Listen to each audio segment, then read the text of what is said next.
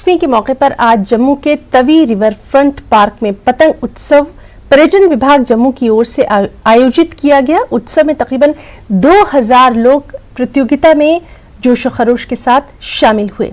आप देखिए जम्मू से हमारे साथी बिंदिया और चांद की ये स्पेशल रिपोर्ट। नमस्कार।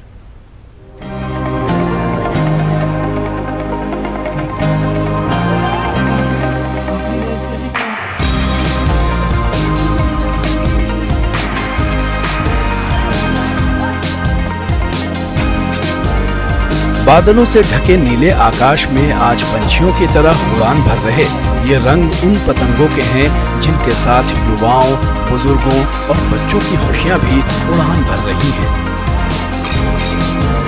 और इन रंग बिरंगे चमकीले पतंगों में उड़ रहे हैं हौसलों के ये 3 रंग जो देश की एकता के प्रतीक भी हैं। उद्देश्य एक है कि जम्मू के लोगों की पारंपरिकता और उत्सव प्रतीकों को सम्मान के साथ आगे बढ़ाया जाए। पर्यटन विभाग जम्मू के निदेशक विवेकानंद राय ने इस अवसर की बधाई देते हुए आश्वस्त किया कि जम्मू के 37 अनछुए स्थानों को पर्यटन स्थल बनाए जाने के लिए विभाग और प्रशासन तत्पर है।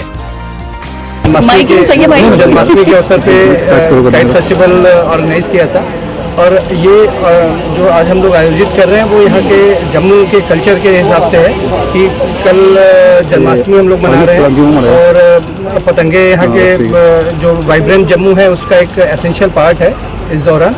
इसीलिए लास्ट ईयर भी और अब ये एक हमारे टूरिज्म कैलेंडर का रेगुलर फीचर रहेगा। हर साल हम लोग ये करेंगे और यहाँ पे इस तरीके से कि जो हमारे बच्चे यूथ और हम लोग काफ़ी देख रहे हैं, कुछ एक आध हमें दिखे कि जो थोड़े से सीनियर सिटीजन भी हैं वो लोग भी आए हुए हैं।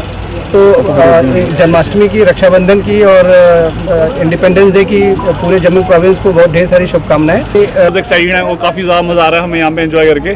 तो इस तरह के फेस्टिवल्स और मनाए जाने चाहिए। यस मैम, बहुत अच्छा इनिशिएटिव है टूरिज्म के द्वारा। इससे पहले भी लास्ट ईयर इन्होंने ऑर्गेनाइज किया था बट इस साल जो इन्होंने किया थोड़ा इम्प्रूव्ड है वो। और मगे हमें यही कहना, बाकी यूथ को भी यही कहना चाहता हूँ कि उनको भी जो बाकी गलत चीज़ों में इन्वॉल्व हैं उनको वो चीज़ें छोड़ के इस तरह में चीज़ों में पार्टिसिपेट करना चाहिए। इन पतंगों को हाथ में लिए मांझा संतुलित करते हुए यहाँ हर उम्र के लोग नजर आए जो पतंग उत्सव की प्रतियोगिता में भाग लेने आए हैं।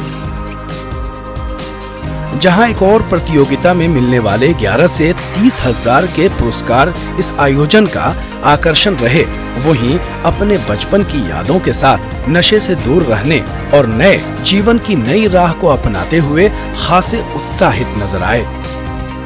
को आगे बढ़ाने में महिलाओं का सबसे बड़ा योगदान रहता है और इस पारंपरिक पतंग उत्सव में भी महिलाएं बढ़ चढ़कर हिस्सा ले रही हैं। हमारे साथ कुछ फीमेल पार्टिसिपेंट्स हैं जो इस काइट फेस्टिवल के कंपटीशन में हिस्सा लेने वाले हैं। इनसे जानते हैं कैसा रहेगा काइट फेस्टिवल हो रहा है और इस तरह का आपको कैसा फील हो रहा है पार्टिसिपेट करते हुए और कंपटीशन की बात बहुत अच्छा फील हो रहा है। फर्स्ट टाइम जम्मू में हो रहा है, पहली बार और मैं जम्मू से ही।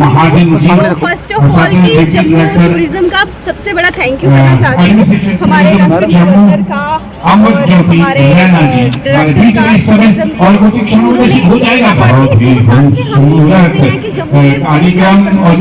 प्लेसेस को जैसे अभी